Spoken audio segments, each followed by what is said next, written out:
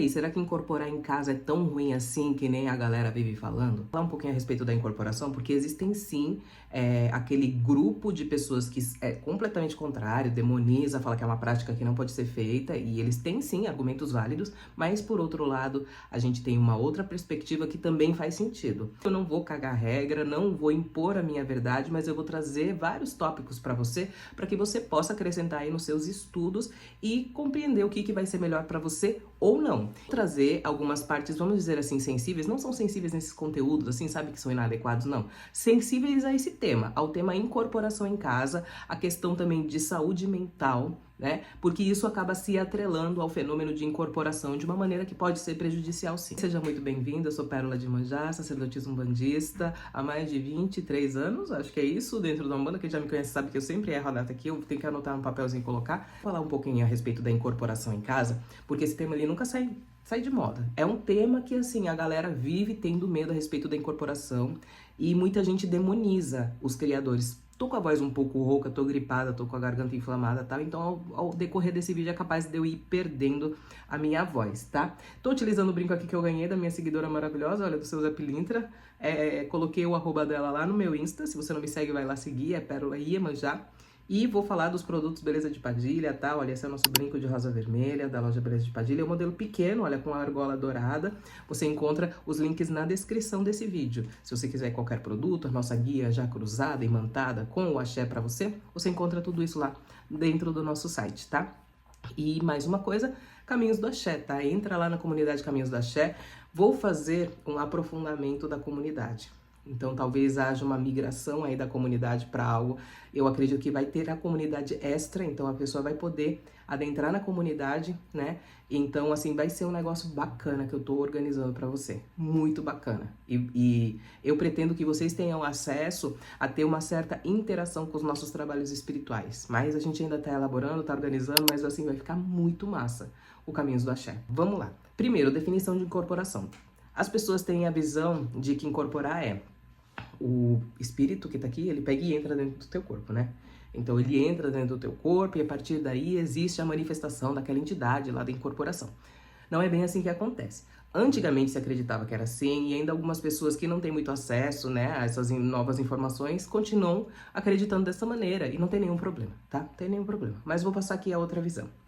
A incorporação nada mais é dois corpos, não existe como a possibilidade dos mesmos ocuparem o mesmo espaço, mesmo um estando em espírito e o outro não. Porque se a gente for observar, a gente na incorporação, o nosso espírito não se ausenta. Até então, não existem dados de que o nosso espírito se ausenta. Por isso, não tem como dois espíritos estar no mesmo corpo. Então, é mais ou menos essa definição. O conceito da incorporação. Esse espírito se conecta através de cânulas que enviam mensagens que são mais ou menos aproximadas a sinapses cerebrais, como se fossem neurotransmissores que vão passar os reflexos para que aquele corpo se comporte daquela maneira, que no caso seria a maneira que aquela entidade se manifesta. Tá? Então, em resumo, a incorporação é isso. Vamos pelo ponto, então, da galera que é totalmente contra o fenômeno de incorporar dentro de casa. A incorporação dentro de casa, ela é vista com maus olhos por parte da comunidade umbandista, porque diz que você pode incorporar um espírito obsessor. Ok. O meu contraponto é, dentro do terreiro, a gente também incorpora espíritos obsessores. Ok. Quando eu aponto esse contraponto, eles dizem, mas dentro do terreiro existe uma estrutura.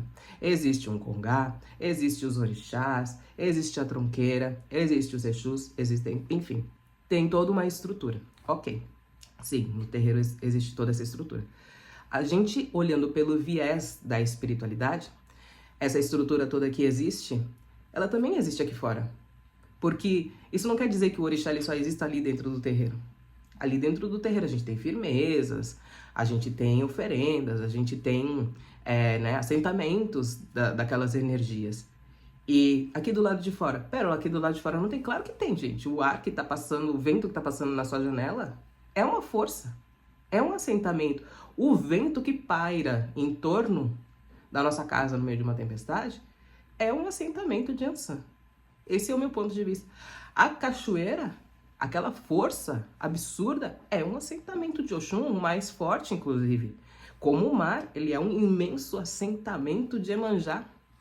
A diferença é, os assentamentos que a gente faz dentro do terreiro são pílulas daquele ponto maior. Então, por exemplo, eu vou fazer um assentamento de Iemanjá, vão ter elementos que vieram do grande assentamento, o assentamento principal. Olhando então por essa ótica, aqui dentro dessa casa eu tenho toda essa estrutura. Ali na casa, na padaria do vizinho, tem essa estrutura. Em todos os lugares tem a estrutura, tá? O que é preocupante no meu ponto de vista? Por exemplo, uma pessoa que está muito tempo submersa, sob energias de conflito, brigas dentro da sua casa, ela começa a ficar alinhada com esse tipo de vibração. E esse alinhamento faz com que a gente fique meio que anestesiado nessa percepção. Então, muitas vezes, para quando a gente está nessa situação, a gente está submerso na lama, ruim, no sentido de ruim, submerso numa energia ruim, mas a gente não consegue mais sentir ela como ruim, porque ela virou um padrão. Então é algo normal, algo do cotidiano. E aí que tem uma problemática. Se aquele ambiente é um ambiente que está de fato ruim, então pode ser que sim, você fique vulnerável a energias que são energias mais geradoras de caos, de desordem, de desunião. E aí sim pode existir essa problemática. Agora, essa questão de preparo, para mim também acaba não funcionando muito, porque o nosso espírito dentro do nosso corpo, ele precisa de uma estrutura espiritual. Então, para a gente estar aqui vivo, respirando na nossa casa, isso quer dizer que aqui existe essa estrutura. Porque o nosso espírito, ele é espiritual em qualquer lugar que ele esteja na Terra. Ele continua sendo espiritual, ele não é apenas espiritual dentro do terreiro. Se você discordar de mim, pode deixar aqui embaixo nos comentários. Tá balançando um pouco que eu apoiei na mesma, vou parar. Aí tem outro ponto que eu acho muito importante também, da gente pensar a respeito da ética a respeito da incorporação. Até que ponto essa incorporação, ela pode ser enquadrada até mesmo como uma doença, até mesmo como algo que vai ser maléfico para a vida daquele indivíduo. Tudo que não tem equilíbrio precisa de equilíbrio. Se não tem equilíbrio, vai adoecer. Se você tomar essa garrafa de água 3 vezes de uma vez, você tem um desequilíbrio eletrolítico no seu sangue. O seu corpo não vai conseguir passar os minerais. Tem gente que já foi de arrasta por tomar muita água no intervalo de tempo muito pequeno. Então, tudo. Se a água faz mal, gente, pode ter certeza que tudo em desequilíbrio faz mal. Não tô afirmando que a água faz mal, tá? A água em excesso, em grande quantidade, numa fração pequena de tempo, pode dar ruim. A gente precisa, então, compreender tudo é equilíbrio. A dosagem entre o veneno e o medicamento é o que faz a diferença, né? Se vai curar ou se vai mandar de arrasta. E isso também se estende na nossa questão espiritual. Quando a gente, então, fala de incorporação, no meu ver, o que é problemático? Aquela pessoa não consegue mais ter vida. Ah, chegou um amigo, tal, pá, pum, incorporei. Ah, porque a entidade queria conversar com o fulano. Tá, se acontece uma vez ou outra, mais ou menos, sabe? No meu ponto ainda é um mais ou menos. Agora, se acontece com muita frequência, assim, não importa se todos os dias aparece alguém.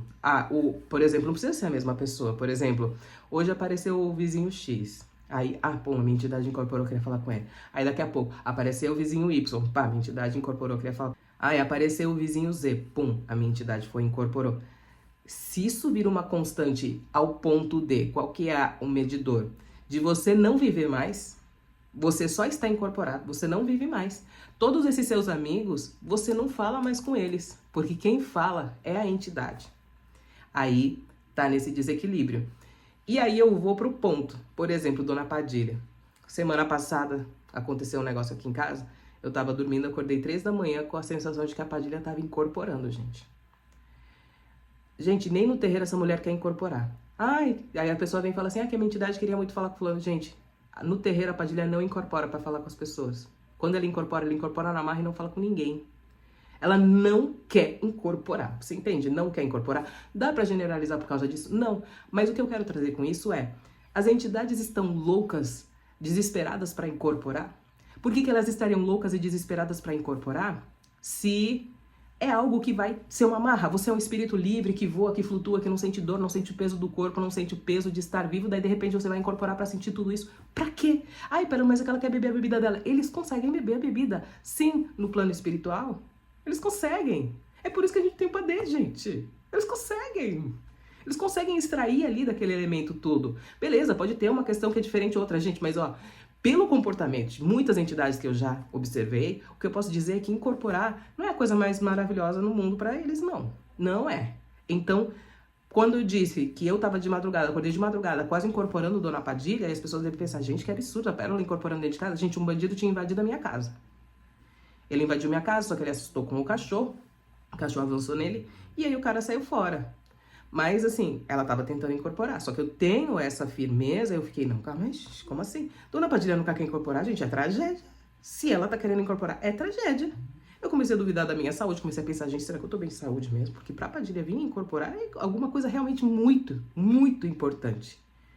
E então, tem que ter esse senso. Se a entidade vem com tanta frequência que impossibilita você, por exemplo, de fazer uma refeição. Não, a minha entidade incorporou na hora do almoço, então a entidade que almoçou. E eu não tive, assim, a sensação de ter comido, porque a entidade... Gente, é problemático, tá? Então a gente precisa ter esse senso de equilíbrio também a respeito da incorporação. Porque aí não é mais um aspecto de incorporação. Começa a entrar dois polos problemáticos e doentios da incorporação, que é a mistificação e também o abuso espiritual, tá?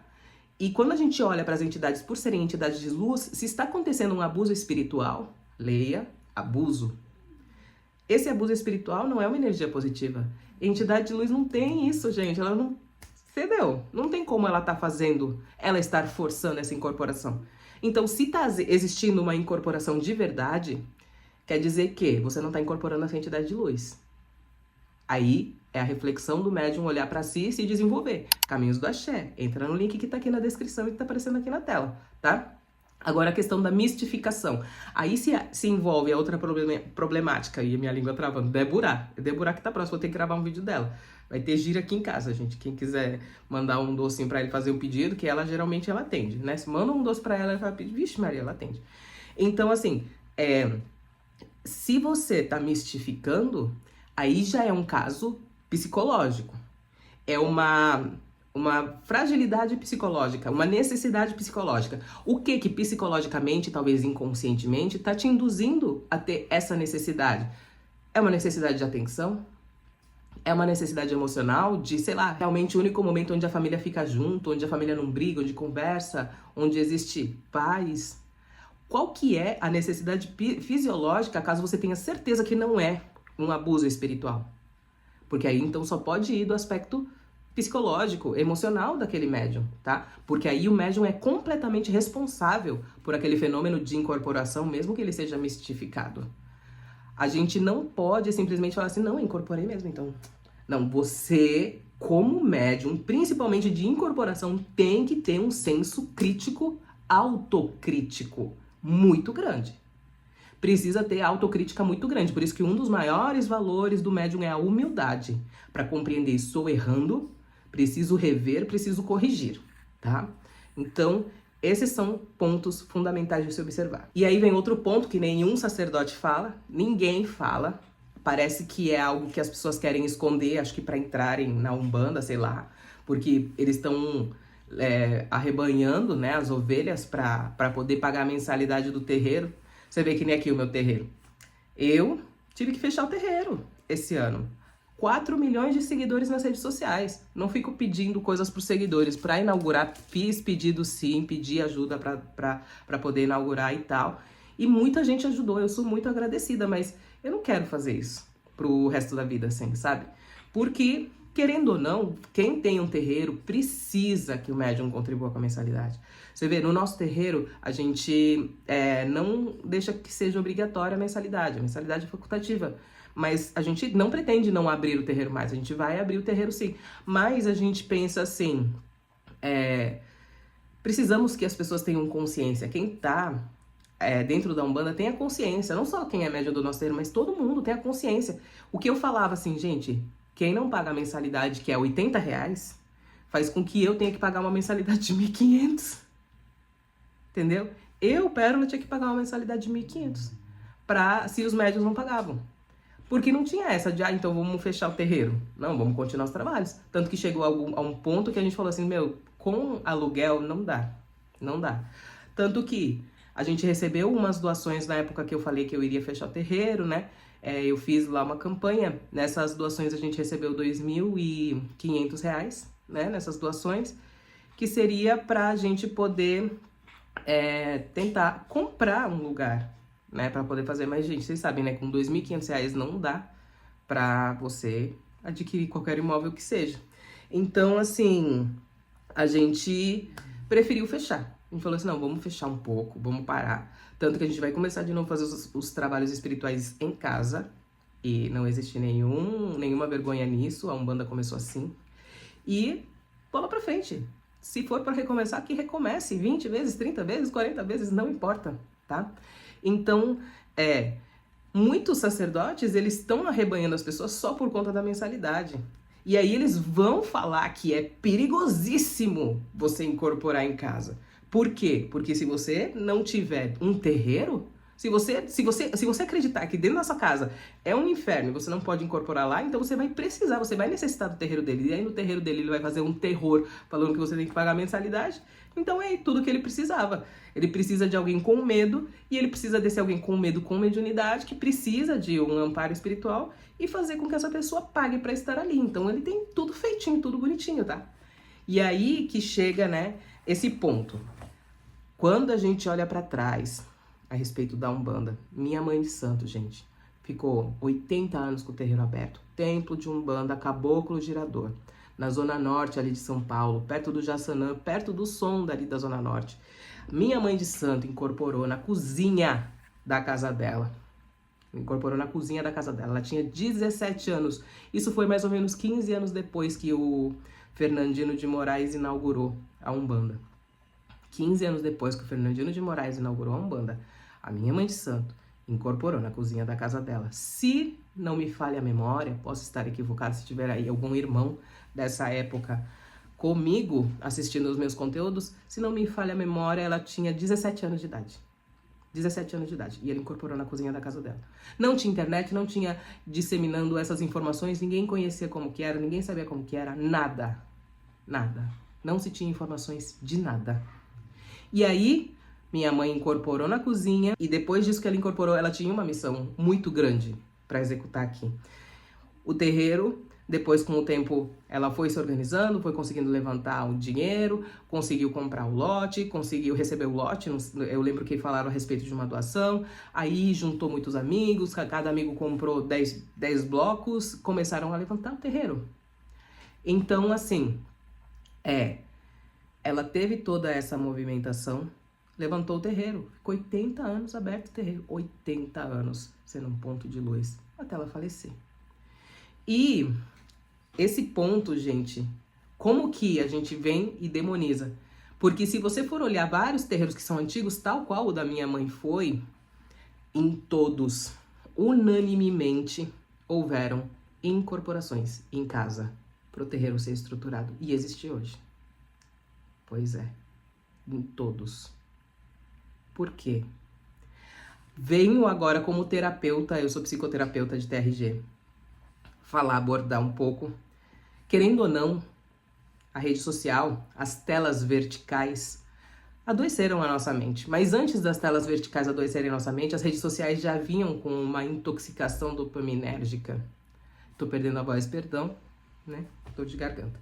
Com essa intoxicação dopaminérgica, aumentou muito o índice de doenças psicológicas. E essas doenças psicológicas fizeram com que a gente, infelizmente, se atrelasse muito mais ao lado negativo, a coisas mais densas, mais negativas, que podem ser nocivas pra gente. E por isso, hoje em dia, pode ser maior o risco, caso a gente desenvolva essa incorporação dentro de casa. Mas isso que eu digo pode ser, pode. Porque dentro do terreiro, muitas vezes, a gente recebeu muitas pessoas que precisavam de acompanhamento psicológico, que precisavam de estrutura, justamente por ter as suas mentes um pouco fragilizadas. Mas mesmo assim, eu vi ali a imensa capacidade de se conectar com algo mais elevado, tá? Então, eu não tenho a perda dessa fé. Eu acredito sim que a gente deve ter bom senso nas incorporações, principalmente se elas são em casa, porém eu não demonizo a incorporação em casa. Você que se sente preparado, que consegue ter essa estrutura, abrace essa fé. Abrace essa fé, abrace essa conexão com os seus guias. Eu não estou falando da incorporação, hein? Não abrace a incorporação, abrace a fé e a conexão que você tem com os seus guias. Porque tendo isso aí sim, você pode desenvolver uma incorporação plena. Deixa aqui embaixo nos comentários o que você acha a respeito de incorporação em casa, tá? Um beijo, muito axé e até o próximo vídeo.